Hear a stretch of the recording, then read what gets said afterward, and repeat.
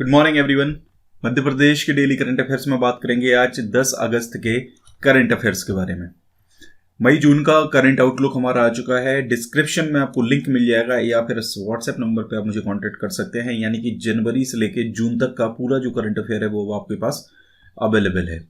ठीक है। इसके अलावा पुराना अगर हम कंटेंट देखें तो हमारा जुलाई से लेकर नवंबर 2019 तक का, ये नवंबर नहीं एक्चुअल में नवंबर तक है। इसके बाद दिसंबर का जो कंटेंट है वो आपको जनवरी में मिलेगा। इस तरीके से ये रहता है। जून तक है यानी कि मई तक का पूरा कंटेंट आपको इसमें मिलेगा। ठीक है, क्योंकि मई की जो मैगजीन है वो जून के नाम से आती है। ठीक है, इस तरीके से अपना सिस्टम है, आप समझ गए होंगे। तो मध्य प्रदेश करंट आउटलुक अप्रैल, मार्च, फरवरी, जनवरी ये भी अवेलेबल है। इसके अलावा ये कुछ पुराना कंटेंट है, अगर आप लेना चाहें तो ये भी ले सकते हैं। रामबाण नोट्स हैं, बहुत सारे प्रश्न आपको एग्जाम में मिल जाएंगे। जैसे भी आपका जेल प्रहरी का एग्जाम है, साइंस के एजेटिस प्रश्न यहाँ से मिल जाएंगे आपको, ये भी आप ले सकते हैं। चलिए, दो प्रश्न हमने कल पूछे थे कि मध्य प्रदेश में कितनी बार राष्ट्रपति शासन लग चुका है। तो मध्य प्रदेश में कुल 3 बार अभी तक राष्ट्रपति शासन लगाया जा चुका है। इसके अलावा मध्य प्रदेश में एस्बेस्टस का प्रमुख उत्पादक जिला कौन सा है? तो ये है आपका झाबुआ। मोहित विसेन ने बहुत अच्छा आंसर किया है। 3 बार राष्ट्रपति शासन लगाया गया है। सबसे पहली बार राष्ट्रपति शासन लगा था 30/4/1977 से 25/6/1977। ये लगा था 5वीं और 6वीं विधानसभा अवधि के मध्य में। तो जब ये राष्ट्रपति शासन लगा, इसके पहले जो मुख्यमंत्री थे वो थे श्याम चरण शुक्ल, और इसके बाद मुख्यमंत्री बने थे कैलाश चंद्र जोशी। दूसरी बार जब राष्ट्रपति शासन लगा 18/2/1980 से 8/6/1980 तक, ये 6वीं और 7वीं विधानसभा अवधि के मध्य लगा था। इससे पहले मुख्यमंत्री थे सुंदरलाल पटवा, इसके बाद मुख्यमंत्री बने थे अर्जुन सिंह। तीसरी बार जब राष्ट्रपति शासन लगा 1992 से लेकर 1993, 9वीं और 10वीं विधानसभा अवधि के मध्य। तो इससे पूर्व में सुंदरलाल पटवा थे और इसके बाद बने दिग्विजय सिंह। ये प्रश्न एक्चुअल में इसलिए मैं बता रहा हूँ क्योंकि इसी तरीके के प्रश्न एग्जाम में पूछे गए हैं। ठीक है, कि जब राष्ट्रपति शासन लगा तो उसके बाद मुख्यमंत्री कौन बना था, ठीक है, या उस समय मुख्यमंत्री कौन था उससे पहले। ठीक है। राष्ट्रपति शासन किसी राज्य में संविधान के अनुच्छेद 56 के अंतर्गत आता है। अनुच्छेद 356 जो है वो केंद्र की संघीय सरकार को राज्य में संवैधानिक तंत्र की विफलता या संविधान की स्पष्ट उल्लंघन की दशा में राज्यपाल की सिफारिश पर उस राज्य की सरकार को बर्खास्त कर उस राज्य में राष्ट्रपति शासन लागू करने का अधिकार देता है। इस अनुच्छेद को पहली बार 1951 में पंजाब की कम्युनिस्ट सरकार बर्खास्त करने के लिए किया गया था। ठीक है, तो ये इंपॉर्टेंट है। राष्ट्रपति शासन सर्वाधिक 10 बार उत्तर प्रदेश और मणिपुर में लगाया जा चुका है। सर्वाधिक 49 बार इंदिरा गांधी के कार्यकाल में लगाया गया, व राष्ट्रपति बीबी गिरी के कार्यकाल में 19 बार सबसे ज़्यादा लगाया गया था। ठीक है। इसके अलावा अनुच्छेद 352 राष्ट्रीय आपात और अनुच्छेद 360 वित्तीय आपात की व्याख्या करता है। अगला प्रश्न था, मध्य प्रदेश का एकमात्र एस्बेस्टस उत्पादक जिला जो है वो है झाबुआ है। हालांकि कुछ अन्य क्षेत्र हैं जैसे बालाघाट, सीधी, टीकमगढ़, नरसिंहपुर, होशंगाबाद, इनमें भी छोटी मोटी मात्रा में एस्बेस्टस पाया जाता है। ठीक है। झाबुआ जो है वो दक्कन ट्राइब के अंतर्गत आता है, यानी चट्टानों के अंतर्गत आता है जो आग्नेय चट्टानों से बना होता है। इसमें डोलोमाइट व फॉस्फेट के तत्व भी मौजूद होते हैं। ठीक है। बाकी एस्बेस्टस फेफड़ों के कैंसर का कारण बनता है। इसके जो उपयोग हैं इतना डिटेल में जाने की इसकी जरूरत नहीं है। एस्बेस्टस सीमेंट चादरें बनाने का कारखाना जो है वो आपका कहाँ पर है? कटनी में है। और संविधान के अंतर्गत एक क्या खनिजों पर राज्य का अधिकार है, लेकिन केंद्र सरकार खान और खनिज अधिनियम 1957 के तहत खनिजों को नियमित करती है। मध्य प्रदेश राज्य खनिज निगम की स्थापना 1959 में करी गई थी। मध्य प्रदेश में सभी खनिज संसाधनों में कोयले का स्थान कोयला मूल व मात्रा की दृष्टि से सर्वोच्च है। ठीक है, तो ये पूरी जानकारी इससे संबंधित आपकी हो जाएगी। देखिए, थोड़ी सी जानकारी जो है वो स्पेसिफिक रखा करें। जैसे एस्बेस्टस पूछा है तो उससे संबंधित 2-3-4 पॉइंट बताएं, इतना ज़्यादा डिटेल में जाने की ज़रूरत नहीं है। ठीक है, बाकी जानकारी है आपकी तो ये बहुत अच्छी बात है। अगला प्रश्न है, निम्नलिखित में से कौन सा क्षेत्र मध्य प्रदेश का कोयला उत्पादक क्षेत्र घोषित नहीं है? ठीक है, तो ये 4 ऑप्शन है। दूसरा प्रश्न है, मध्य प्रदेश का कौन सा वन्य जीव अभयारण्य क्षेत्रफल की दृष्टि से सबसे बड़ा है? ठीक है, निम्नलिखित में से। तो ये 2 आपको कमेंट करके बताने हैं। ये हमारा क्विज है, ये 2500 से ज़्यादा लोग इसमें जुड़ चुके हैं। अगर आप इससे जुड़ना चाहें तो जुड़ सकते हैं। ये मेथड है, इस मेथड से भी आप जुड़ सकते हैं। बाकी ये लिंक है, इस लिंक पे जाके आप जुड़ सकते हैं। डिस्क्रिप्शन में लिंक आपको ये मिल जाएगी। देखिए, जो हम ये जो क्वेश्चंस की जो सीरीज़ लेके आते हैं, इसमें काफ़ी टाइम लग जाता है। कुछ लोगों को ये पसंद नहीं आती है, तो वो देखिए करीब 3 से 4 मिनट का 5 मिनट का टाइम इसमें लग जाता है। तो आप सीधा वीडियो को स्किप कर सकते हैं और यहाँ से वीडियो को स्टार्ट कर सकते हैं। ठीक है, अगर आपको ये चीज़ अच्छी नहीं लग रही है, क्योंकि ज़्यादातर लोगों को ये चीज़ पसंद आ रही है, एक रिवीजन उनका हो जाता है, या जो लोग नए हैं उनको अच्छी इन्फॉर्मेशन मिल जाती है। चलिए, पहला प्रश्न है, गंदगी भारत छोड़ो मध्य प्रदेश अभियान मध्य प्रदेश में कब से कब तक चलाया जाएगा? देखिए, अभी हाल ही में नरेंद्र मोदी ने गंदगी भारत छोड़ो अभियान की शुरुआत करी है, और इस अभियान को मध्य प्रदेश के मुख्यमंत्री शिवराज सिंह चौहान ने भी मध्य प्रदेश में लागू करने की घोषणा करी है। और ये मध्य प्रदेश में चलाया जाएगा 16 से लेकर 30 अगस्त तक। ठीक है, और मध्य प्रदेश में जन जन तक पहुंचाने के लिए ये अभियान चलाया जाएगा। अलग अलग डेट्स में अलग अलग कार्य इसमें हालांकि होने हैं, 2-2, 3-3 दिन के। ठीक है, तो हालांकि उतना डिटेल में घुसने की जरूरत नहीं है अपने को। इस अभियान में शहरों में व्यक्तिगत तथा सार्वजनिक शौचालयों की साफ सफाई और कचरा प्रबंधन पर नागरिकों को संवेदित और जागरूक किया जाएगा। ठीक है, इतनी जानकारी इसमें आपकी मोर देन सफिशिएंट है। अगला प्रश्न है, बहुत मोस्ट इंपॉर्टेंट क्वेश्चन है। ये प्रश्न 100% एग्जाम में पूछा जा सकता है। किस राज्य को भी हाल ही में ई पंचायत पुरस्कार श्रेणी में देश में पहला पुरस्कार मिला है? आज आपको बहुत अच्छे अच्छे प्रश्न इस वीडियो में मिलने वाले हैं। तो ई पंचायत पुरस्कार श्रेणी जो है, इसमें मध्य प्रदेश को भी पहला पुरस्कार दिया गया है।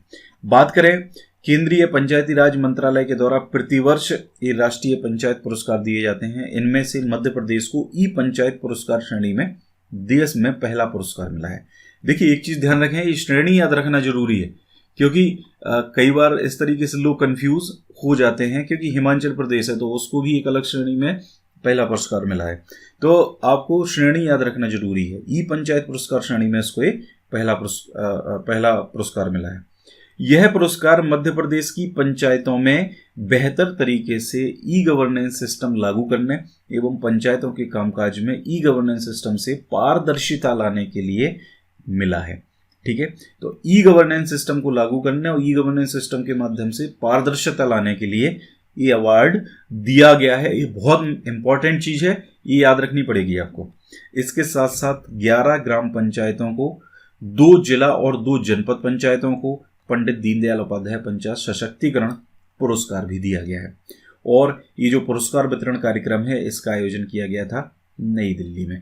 ठीक है, और इंपॉर्टेंट क्वेश्चन है, इसको बिल्कुल रट लो और 100% एग्जाम में पूछा जाएगा। अगला प्रश्न है, आकांक्षी जिला कार्यक्रम के तहत नीति आयोग द्वारा जारी देश के 112 शहरों की त्रैमासिक रैंकिंग में किस जिले को प्रथम स्थान मिला है?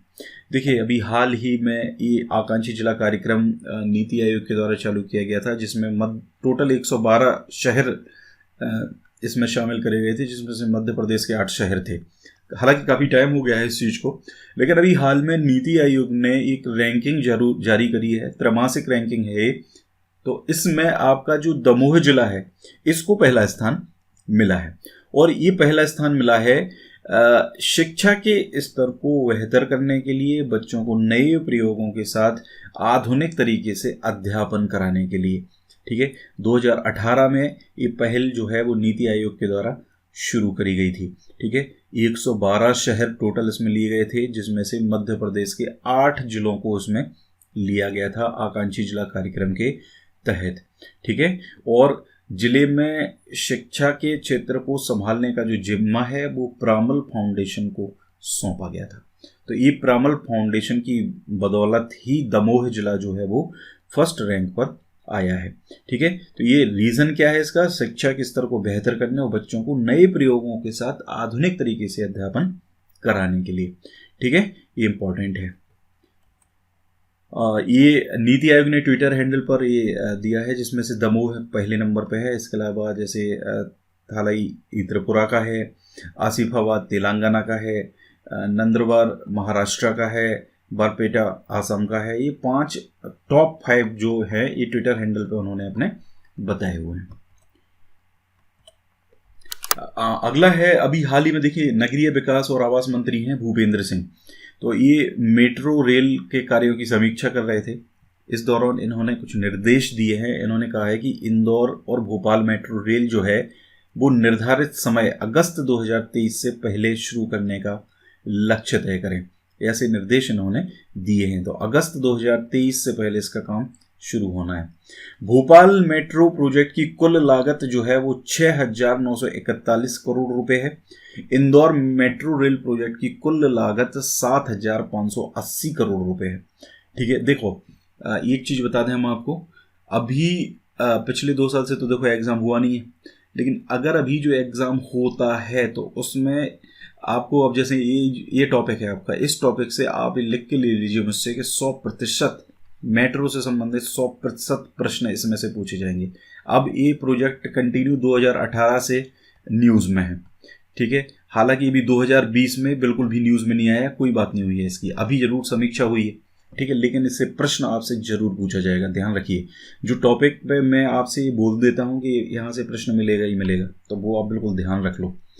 इसके अलावा जो नगरीय प्रशासन आयुक्त हैं उनको मिनी स्मार्ट सिटी के कार्यों को पूरा करने में आ रही कठिनाइयों के संबंध में 1 सप्ताह में रिपोर्ट देने के लिए भी इन्होंने कहा है। आपको पता होना चाहिए कि मध्य प्रदेश में 13 मिनी स्मार्ट सिटी स्वीकृत हैं।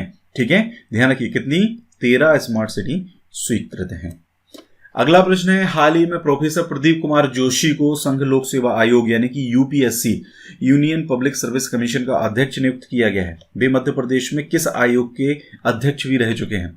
तो देखिए प्रदीप कुमार जोशी जी जो है ये मध्य प्रदेश लोक सेवा आयोग के अध्यक्ष रह चुके हैं।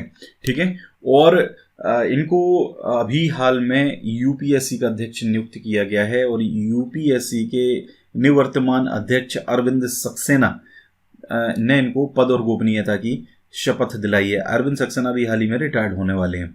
ये प्रदीप कुमार जोशी जी जो हैं वो वर्तमान में आयोग के सदस्य थे। ठीक है, और मई 2015 में यूपीएससी के सदस्य के रूप में ये शामिल हुए थे और अभी हाल में यूपीएससी के अध्यक्ष बनने के बाद इनका जो कार्यकाल है वो 12 मई 2021 तक रहेगा। प्रोफेसर प्रदीप कुमार जोशी छत्तीसगढ़ और मध्य प्रदेश लोक सेवा आयोग दोनों के अध्यक्ष रह चुके हैं, इसलिए ये प्रश्न यहाँ पे महत्वपूर्ण हो जाता है। और वर्तमान में अगर बात करते हैं तो यूपीएससी में Bhimsai Bassi, air marshal AS Bhosle, Sujata Mehta, Manoj Soni, Smita Nagaraj, M Sathyavathy, Bharat Bhushan Vyas, TCA Anand और राजेश नयन चौबे अभी अन्य सदस्य ये यूपीएससी के हैं। हालांकि एक ये वैकेंसी यहाँ पर हो गई है प्रदीप कुमार जोशी के अध्यक्ष बनने के बाद। तो गाइस ये पूरा था आज का करंट अफेयर। वीडियो अगर अच्छा लगा है लाइक करिए, शेयर करिए वीडियो को ज़्यादा से ज़्यादा, कमेंट करिए। Thank you very much.